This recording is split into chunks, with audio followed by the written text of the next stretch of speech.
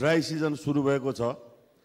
काठमाडौँको क्षेत्र नम्बर 3 सुन्दरी जलबाट उपत्यकाभित्र 70% पानी उपलब्ध गर्ने भएको छ र अहिले धाप ड्याम भनेर एउटा ठुलो सरोवर पनि बनिएको छ, त्यसको पानी पनि थपिएको छ। तर क्षेत्र नम्बर 3 भरि पानीको हाहाकार छ। मेलम्ची सुन्दरी जलबाट निक्लेर चाबेल रिङ रोड भित्र मात्रै वितरण गरिएको छ।